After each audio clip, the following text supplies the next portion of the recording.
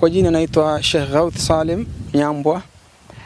Tukio katika kumbukumbu ya kumkumbuka al-Imam al-Khomeini al-Khamenei, siku 40 baada ya kupata shahada. Al-Imam al-Khamenei ni kiongozi ambaye tutamkumbuka kwa mambo mengi. Kwenye kumbukumbu hizi za kwanza, ningependa kwanza tumkumbuke al-Imam al-Khamenei kwenye mambo matatu makubwa. Jambo la kwanza ni katika alivyotufundisha juu ya umoja wa Waislamu, cha kwanza, lakini akatufundisha umoja wa binadamu, utu. Cha tatu, akatufundisha uhuru, jinsi ya kutetea uhuru, lakini amani, jinsi dunia itakavyokuwa na amani. Pointi ya kwanza ni kwamba umoja wa Kiislamu. Al-Imam al-Khamenei alikuwa ni Muirani mshia, lakini ni kiongozi ambaye hakujali kabisa kwamba umoja unahitaji dhehebu, umoja unahitaji imani. Alitengeneza kwa kufuata mrithi wake aliyekuwa kabla al-Imam al-Khomeini, aliyotengeneza wiki nzima ya umoja wa Waislamu, na Waislamu watalikumbuka hilo kwanza kuanzia tarehe 12 Rabiu, mwezi ule mfunguo 6 tarehe 12 mpaka tarehe 17 ameiweka hii ni wiki ya umoja wa Waislamu. Kwa nini?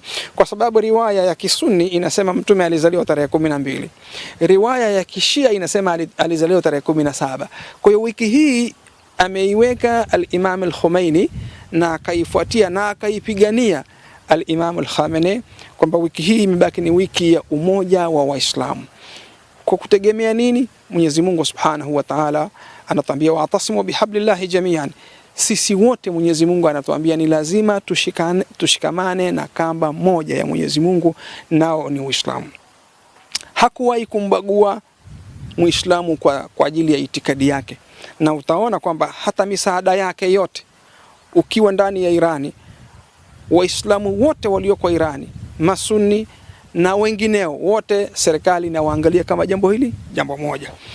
Lakini ukiangalia misaada hata alikuwa akitoa nje wa Palestina, sio Mashia, lakini msaada mkubwa aliyokuwa akiupeleka Palestina ni kwa sababu ya ule umoja wa Kiislamu, ambaye yeye ndiyo aliyoitisha mashindano ambaye yanafanyika maarufu duniani nzima. Wanaoshiriki wengi ni Waislamu madhehebu ya Sunni. Masunni ndio wengi wanaoshiriki kutoka Misri, kutoka Indonesia, mpaka hata kutoka Saudia. Wanashiriki mashindano makubwa yanayofanyika kila mwaka kule Irani, na zawadi kem zinatolewa, na ushahidi wapo wa Tanzania walioshiriki katika mashindano hayo. Kwa hiyo ni mtu ambaye aliamini kwenye umoja wa Waislamu ndio nguvu pekee ya kumshinda adui. Anazo makala nyingi sana, mihadhara mingi sana juu ya kumtambua adui, na moja ya mbinu anayetufundisha ya kumshinda adui ni kuwa wamoja. Hatuwezi kumshinda adui tukiwa ni vikundi. Umoja wa Waislamu ndio utakaotupelekea katika ushindi na kumshinda adui. Umoja ndio utaupelekea jamii kuwa na mafanikio. Mafanikio ya jamii yapo kwenye umoja wao. Kwa hiyo umoja ni jambo ambalo al-Imam al-Khamenei amelipigania mpaka anapata shahada, amelipigania hilo. Lakini zaidi ya hilo, amepigania umoja wa binadamu wote duniani, bila ya kumbagua Mkristo, bila ya kumbagua Myahudi, bila ya kumbagua Budhi, bila ya kumbagua yoyote.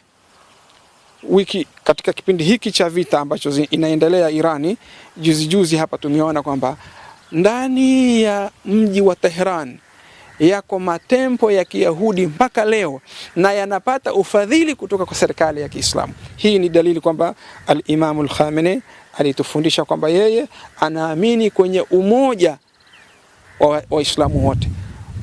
Tunaona katika siku za Christmas kila mwaka anatembelea Wakristo, anawatembelea majumbani mwao, anakula nao chakula. Tumeona mwaka jana ametembelea katika moja ya nyumba za Wakristo ndani ya Teherani, akanywa nao chai. Kwa hiyo umoja ni mafunzo ambayo ameyachukua moja kwa moja kutoka kwa al-Imam Ali salamullahi alayhi.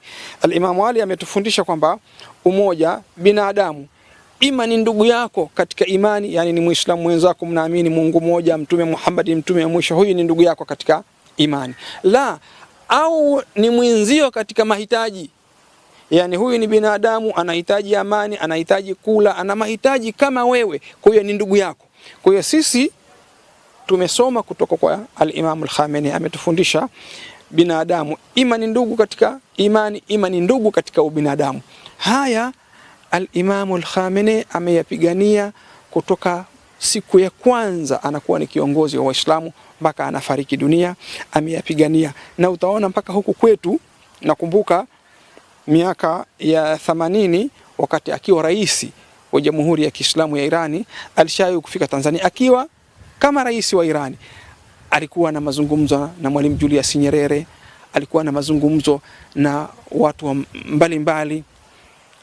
Zanzibar kule akaenda akasali na watu mbalimbali. Kwa hiyo ni mtu ambaye alikuwa anaamini toka mwanzo kwamba umoja wa ubinadamu ndio utakuwa utakaoleta amani na ushindi ya kupambana na maadui duniani. Wapo maadui alikuwa akiamini, maadui ni maswahaina, mazionist, ndio maadui wakubwa alikuwa akiwalenga, kwamba hawa jamaa wamekuja duniani kwa sababu ya kutaka kuvuruga amani ya dunia, na kweli wamevuruga amani ya dunia.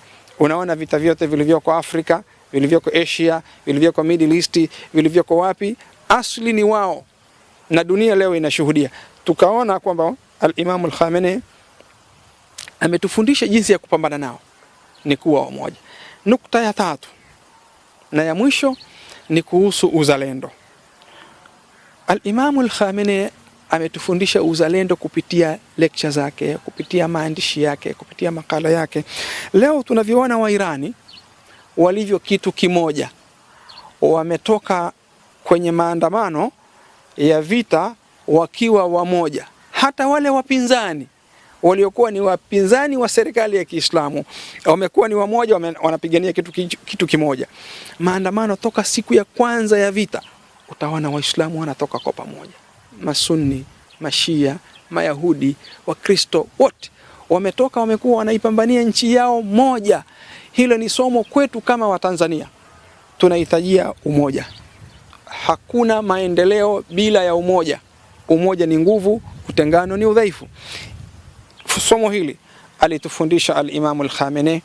Tunaona leo Irani inashinda vita. Irani haipigani na Marekani na Israel tu. Irani inapigana na dunia nzima na Ulaya yote. Imeshinda Irani. Kwa nini? Kwa sababu ya umoja na uzalendo waliokuwa nao wa Irani. Sisi wa Tanzania tunahitaji uzalendo. Sisi wa Tanzania tunahitaji kuipenda nchi yetu. Na uzalendo ni nini? Ni kuipenda nchi yako. Basi, hatusemi uzalendo kwamba ukaipenda nchi ya Irani, ukaipenda Marekani, la. Kila mtu anatakiwa aipende nchi yake. Hubbul watan min al-iman. Imani ya mtu ni kuipenda nchi yake. Nitetee, niangalia madhaifu yalipo, niwe wa kwanza mimi kuamrisha mema, niwe wa kwanza kukataza maovu. Leo jamii zetu zinaingia kwenye matatizo makubwa.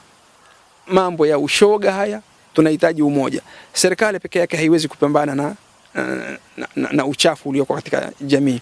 Serikali peke yake haiwezi kupambana na kila baya. Tunatakiwa sisi na serikali kushirikiana. Jamii ndio inayofanya machafu. Jamii ishirikiane na viongozi washirikiane na. Kwa hiyo uzalendo ni chachu ya maendeleo katika kila jamii. Uzalendo ni chachu ya kuondoa maovu katika kila jamii. Uzalendo ni chachu ya ushindi kwenye kila vita. Vita vya umaskini, vita vya ufakiri, vita vya kukosa elimu. Haya yote ni yanayokosesha watu maendeleo. Ni lazima tuwe wamoja. Katika kanuni zetu na katika sheria zetu ni lazima tuzingatie umoja tunaufikiaje. Ni kazi ya serikali kutuundia vikundi kama hivi. Vikundi vipo vya umoja. Sisi kama jamii tunaelewa nini umoja. Al-Imam al-Khamenei alitufundisha jinsi ya kuwa wazalendo, jinsi ya kupigania nchi yetu, jinsi ya kupigania maslahi ya nchi yetu. Sisi tukiwa Tanzania tuna haki ya kupigania maslahi ya nchi yetu, na moja ya maslahi makubwa ya nchi yetu ni amani ya nchi. Amani ya nchi haina mbadala. Kila kitu kina mbadala, hata rais ana mbadala, lakini amani haina mbadala. Yani kila unayemsikia kiongozi anaye mbadala. Sisi Tanzania tunabadilisha rais kila baada ya miaka 5. Ina maana rais anaye mbadala. Lakini hebu fikiria mbadala wa amani ni nini? Hakuna. Fujo hakuna. Idhan amani ndio maendeleo yetu. Bila ya amani hakuna kilimo, bila ya amani hakuna kazi, bila ya amani hakuna kusoma, hakuna elimu, hakuna chochote. Angalia sasa hivi nchi ambazo zimekosa amani. Libya inakosa amani, Irani yenyewe sasa hivi imekosa amani, Iraki imekosa amani, Palestina yenyewe imekosa amani, Lebanon imekosa amani, Yemen imekosa amani. Nini? Ni kwa sababu ya maadui wa jamii. Na sisemi maadui wa Uislamu, ni maadui wa jamii. Kule Palestina wapo Wakristo. Yanayobomolewa sio misikiti peke yake, ni majumba ya Waislamu na Wakristo, misikiti na makanisa na masinagogi yanayobomolewa. Kwa hiyo vita ni vitu ambavyo ni kitu ambacho hakitakikani, na ili tuweze kushinda maadui yetu tunahitaji umoja, tunahitaji amani, tunahitaji uzalendo. Wassalamu alaikum wa rahmatullahi ta'ala wa barakatuh.